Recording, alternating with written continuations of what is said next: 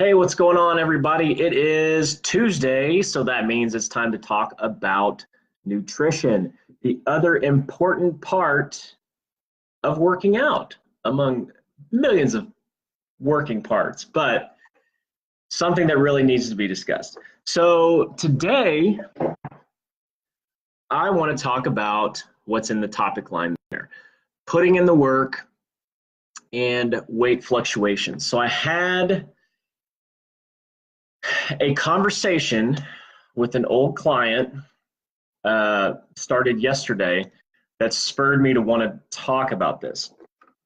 It kind of builds off of last week's talk about how diets work and why they're created to work. So, number one, the topic that came up, let me get my notes fixed up here. The topic that came up in this discussion yesterday was getting back on old macronutrient numbers. As we've discussed in the past, macronutrients being proteins, carbs, fats, things like that. But getting back on old numbers and seeing the scale, the dirty scale, seeing that increase in a pretty short amount of time. And so this particular person saw the scale creeping up. I think she's up 4 pounds or something. And so if I can pull this up here, she said that, shoot, sorry, I should have been prepared here. So she was up 4 pounds, scales creeping up.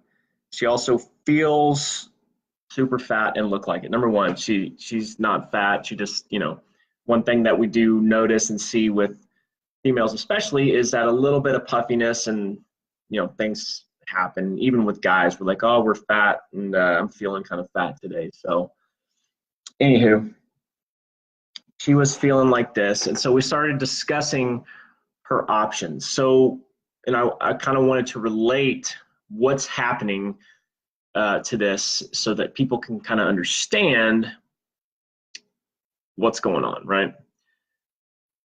So a little back and forth, and we kind of decided that there's kind of two things happening here. Number one, when you add on more calories than you're used to, your body's going to probably fluctuate up a little bit. It kind of makes sense, doesn't it? And that there's kind of two periods of time when this happens, and that's going to be if you're coming from a period of caloric deficits, like long-term caloric deficits, the kind of dieting where you're just low eating in general, or where you have a really bad day and then a really good day. So your calories are really high one day, and to pay for it, the next day you drop your calories down.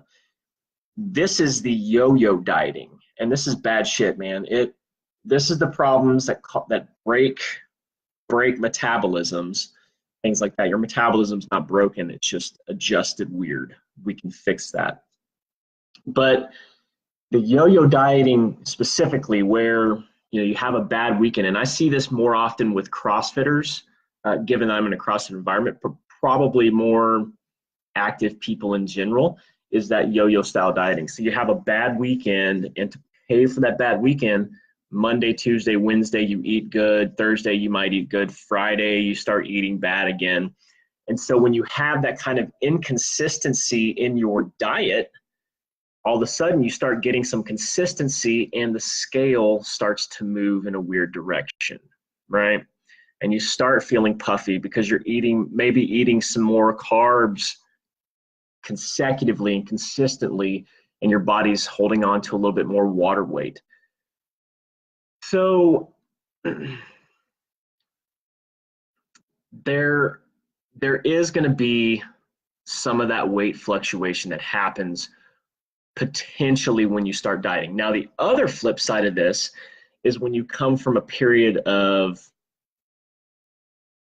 just consistent bad eating, like in the holidays or something like that. So when we get into January personally, it's when we start working with people at the beginning of the year, it's a lot easier for people to lose some weight because they're coming from a period of consistent overeating and overindulging. Whereas, let's say, closer to the summer, when we want to do a cut,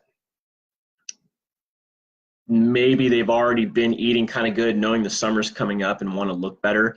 And then we start messing with the calories and nothing really happens. So there's those periods of time in the year, and then we start coming back into the holidays, and it's easier for people to lose weight when they start dieting. So what that means is that, relating to last week's video about how diets work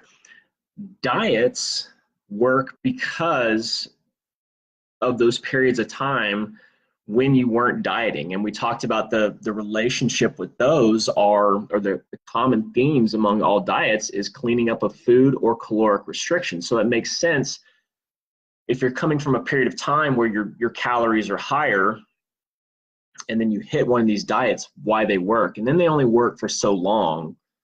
A, if you can either stick with it, or B, length of time. Diets aren't made to be long-term unless it's kind of a lifestyle change. And even then, if it's a lifestyle change, you still have to have some caloric fluctuations in there to maintain body composition, fat loss periods, and things like that. So a couple of notes about wanting to jump in to a diet, and this is the putting in the work part. You have to be realistic about your time or the time and your expectations of dieting. This is going to be individualistic for everybody, right? So if we were to take two people and say, you're going to lose 50 pounds in 6 months, person one loses 60 pounds in 6 months, and person two loses 30 pounds in 6 months. That's the tough part about this, is that people lose and gain weight differently. And so being realistic about that and knowing that you can set optimal goals for yourself, but also you can't beat yourself up if your body isn't responding the way that you think it should or that you need to. The real key that we've talked about as well is being consistent with this. So the more consistent you are, just putting in the work, the bigger payoff that you're going to see. And your expectations have to be realistic too, right? So think like, hey, I want to lose 50 pounds in 6 months. That's a pretty high expectation. Can it be done? Yeah. Is it healthy? It's probably questionable. Is it good for your mental health? Maybe not. But for those of y'all that are like, I feel like I want to lose 5 to 10 pounds, that shit is easy. And you can't do it in a month. I mean, maybe you can, but this is where putting in the work comes in handy, and it's a must. So you have to be consistent with it. If you're new to all this, here's the thing, and this is kind of something that we push on the gym when somebody new comes in. So somebody new starts at CrossFit, starts at Grapevine CrossFit. They haven't really ever worked out, or maybe they have in the past. They've been eating like shit, so they've gained 20, 30 pounds over the years, and they want to start working out. One thing that we've really seen is if you start trying to cram better eating, working out, sleeping better all at once, it doesn't work out, right? And it just creates too much too soon. So at a bare minimum, if you're new to this lifestyle, new to working out, whatever, new to nutrition, at a minimum, just get moving first, because that's going to produce weight loss in itself, especially if you get into a CrossFit gym. So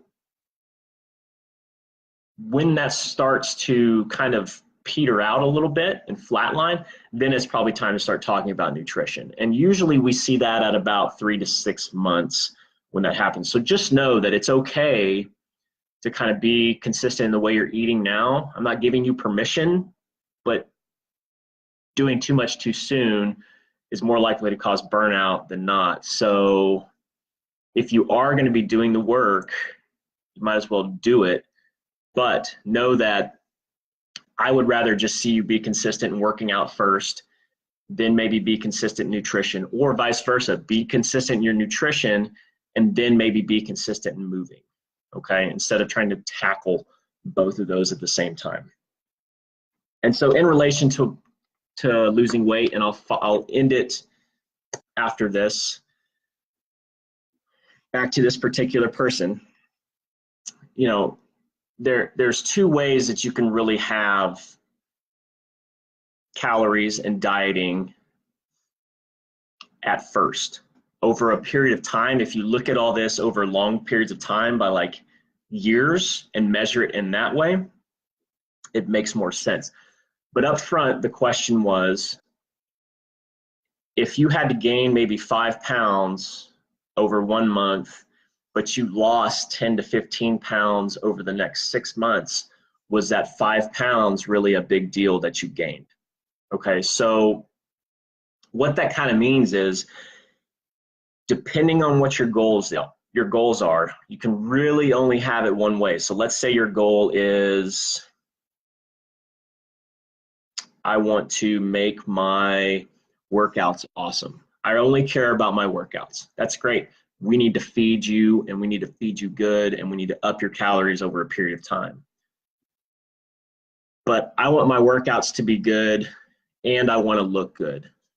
Okay, now we're starting to get into that little bit of wishy-washy gray area. Okay, so you want your workouts to feel good, which means I have to feed you, but you want to look good too, right? You want to be lean. Okay, so this is where it helps start looking at it in a long period of time. If you don't mind a period where your workouts are maybe going to suffer a little bit, then we could probably make you look better. If you really care about the period of time that your workouts are going to suffer, but you want to look better, it's going to be a little bit longer to look better because we're going to have to feed you. Now, that's not said that if we start feeding you, you maybe lean out, which happened to me after a long period of under eating.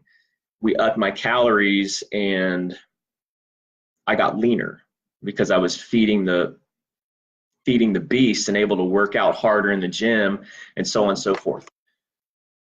So I guess the long story short about that is, just know that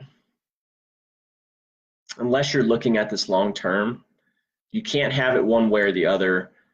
There might be somebody that says that you can, and depending on where you're at right now, you could probably have a little bit of both. But if you want to lose weight, you're going to have to drop your calories. If you're already in a low calorie and you want to lose weight, it ain't going to work. So we'd have to up your calories where you maybe gain a little bit of weight, and then we drop it back down. So it's all over the map, okay? So let's summarize it. If you come from a period of low calorie,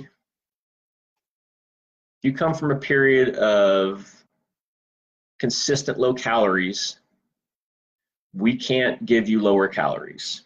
You can maybe clean up your diet. I think simply eating more tends to promote a little better weight loss, and just eating better, you probably see better body composition. If you're coming from a period of yo-yo dieting where you have shitty weekends, good weeks, shitty weekends, good weeks, and merely cleaning up your diet, you'll probably see some weight loss.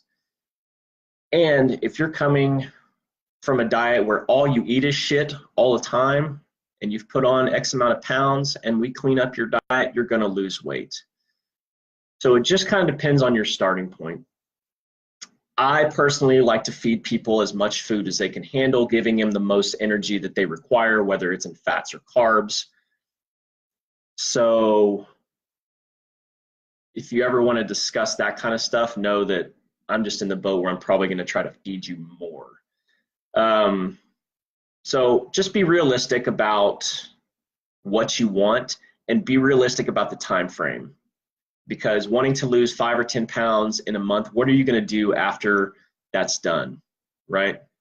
And what if I said it's going to be a really hard 3 months to lose 15 pounds, or we can take 4 months and you gain 5 pounds, and then the next 3 months is a really easy 15-pound weight loss, right? Does it really matter then? Does that 5 pounds really matter? I know it looks bad, or you think it looks bad when you look into the mirror. You just need to be honest with yourself, and you need to love yourself either way, because chances are that's one of the other problems too. So to work out. Okay, last point, which is kind of in the issue of weight fluctuations, and then I'll let y'all have it. If you come into a CrossFit gym, or you go to a gym where there are weights being moved around, and you work out to get fit using weights, or you're working out to build muscle, don't be surprised if that happens, okay? And don't be surprised if you think, ladies especially, if you think you're getting bulky, because here's what's happening. A, you're putting on muscle, which is gonna add some definition to you. The other thing that could be happening though, when you're getting bulky, is you're putting muscle on under the same layer of fat that you're not losing, okay? Especially if you're eating the same way. So you're eating enough to support muscle growth, but you're not eating in a way to support fat loss. So this is especially prominent when you see legs, or you hear somebody say, man, my legs are getting bigger, or I'm getting bulky. I hate that word. It's usually because, yes, you are putting on muscle mass, but you still have that little layer of fat on you. So just keep that in mind. If you're lifting weights and muscle growth is happening, that's what happens when you move weights like that. So just keep that in mind. You work out to build muscle, don't be surprised if it starts happening. So be realistic, know your time frames. Weight fluctuations are normal, especially depending on where you're coming from in a diet standpoint, as we discussed. And you can only have it one way. You want to lose weight? Let's lose weight. You want to get better in the gym? Let's get better in the gym. If you want both, it's going to take a longer period of time. This is where the realistic stuff comes in. Be realistic about your time frames and your goals. I think that covers it. So, sorry I'm shaking the table. Earthquake. Happy Tuesday. Thanks for watching. Whoever's watching right now, I appreciate you. And tune in next week for whatever we're going to talk about then. Happy Tuesday. Talk to you later.